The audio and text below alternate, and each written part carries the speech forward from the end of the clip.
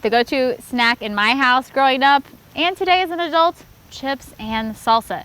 But there's just so many different kinds and they're all made differently. Well, today we're hopping into the kitchen with the Grove Salsa Company to learn about their fresh ingredients and their local salsa.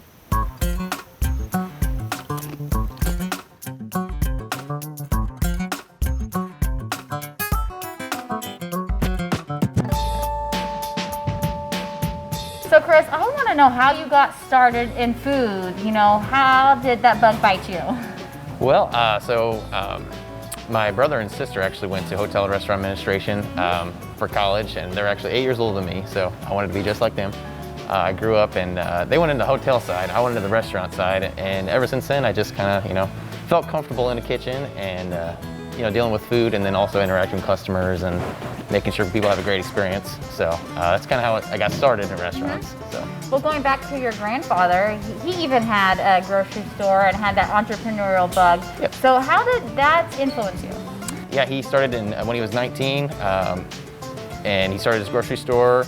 It was something that he's always wanted to do, with, be an entrepreneur, and I just have a lot of respect for that, and just the freedom that entrepreneurship gives you. That's kind of where I wanted to follow along in his footsteps. So.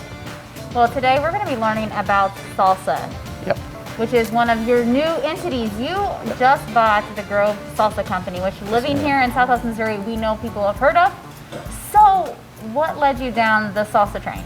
I've heard all about Grove Salsa, just being in the industry for a couple of years, and I know that it's a great product. People love it. They know it. They're familiar with it. They use all fresh ingredients, so that's also and to me, it's the best salsa on the market. I've tried other salsas. I actually distribute other salsas. Mm-hmm. This one is by far the most superior one I've ever had. So. Okay, it's time to jump to the kitchen. Come teach me how to make your salsa. All right, let's go.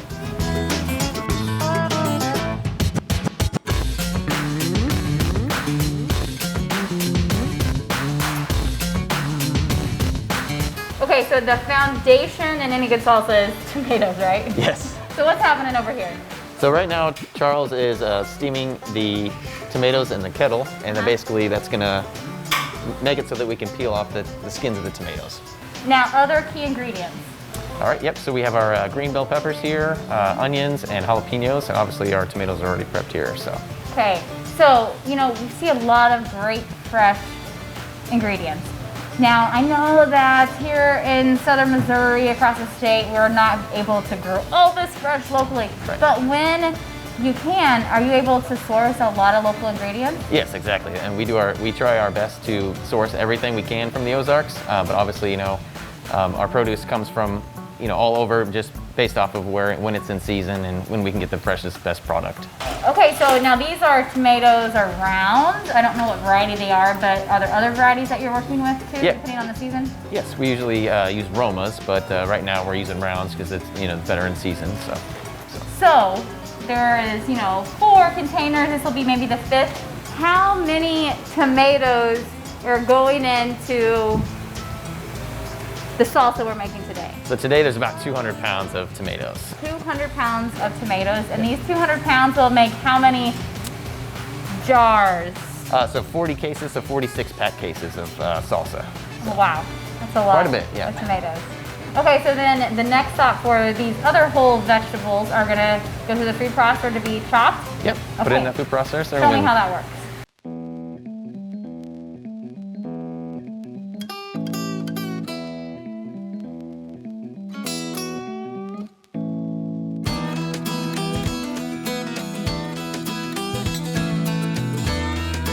Okay, so jalapenos are running through first, the hot first. How many pounds of jalapenos go into this batch? About 5 pounds we have going into this batch. I like hot things, but I can already kind of feel my eyes tearing up, and I don't know if this is a real thing, but taste the heat in my eyes. So how many green peppers go into this batch? We're going to make about 20 pounds as well. 20 pounds, okay.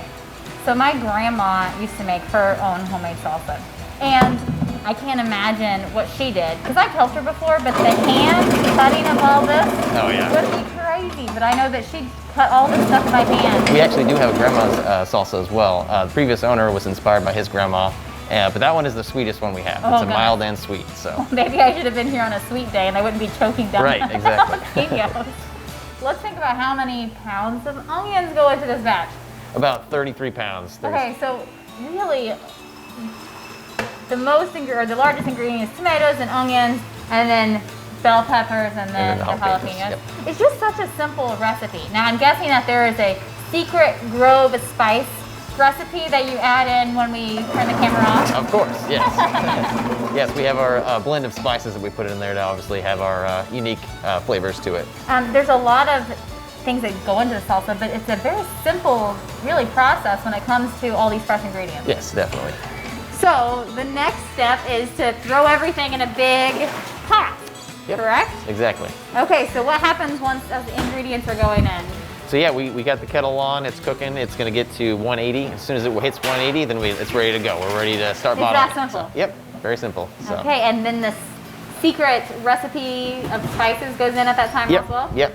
Okay, as I see the tomatoes going in, it reminds me that so many other salsas, and I'm not gonna recommend any other brands, but they're not fresh tomatoes. How are they getting their tomatoes? Yeah, I've seen other salsa companies that they just open up that can and dump it right in there, and that's what separates us is the freshness of all the ingredients that we use. And you're locking in that flavor. Yes, exactly.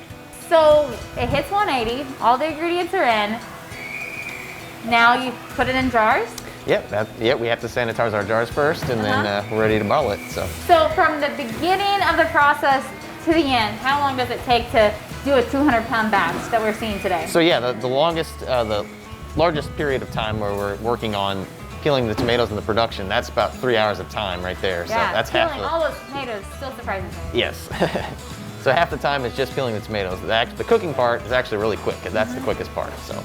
It's fascinating to see things growing out in the field or in the pasture, and then it coming into the kitchen and making such great ingredients. And then your line is processing it and then getting it into the stores for those consumers. So what a fun process that we've been able to see today. Oh yeah, it's a great product. And we can see the passion in you guys, and then these recipes, you don't just sell a medium salsa, you sell lots of salsas. Let's head out and look at all the different flavors that have been cultivated that now you get to market. All right, sounds good.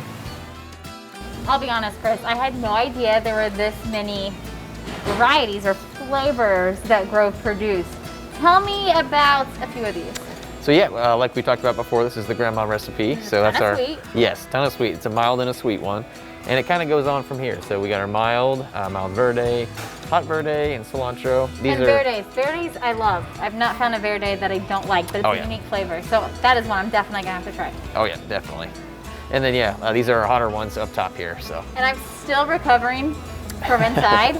Because it was pretty hot. So I cannot believe we just made them mild. I'm not coming on a day when you're making the habanero. That's the hottest pepper that you guys deal with? Yes, yep. Okay, now hot sauces. Yep, so these are, again, from scaling from 4 to 9 on the heat level here. So red pepper is our most mild, and then you got a sweet heat. Serrano pepper, and then our sweet fire, which is our hottest one. So be careful with that one. Kind of got a scare or a deceiving name, sweet fire. Exactly. So when it comes to the hot sauces, is that a similar process? Yes, it's actually faster, and it's a lot more. It's a simpler process. So you just mix it all together again, but all fresh ingredients, just like the salsas. Well, and it's so cool because everything is made local here in Springfield. Exactly. Yep. Well, since we talked about salsa today, where can folks go to find Grove salsa? Really anywhere within about a 200-mile radius of Springfield, like I said. Really? So Price Cutters, Hy-Vee, Harder House, any of those stores will have it. Mama Jean's as well. So.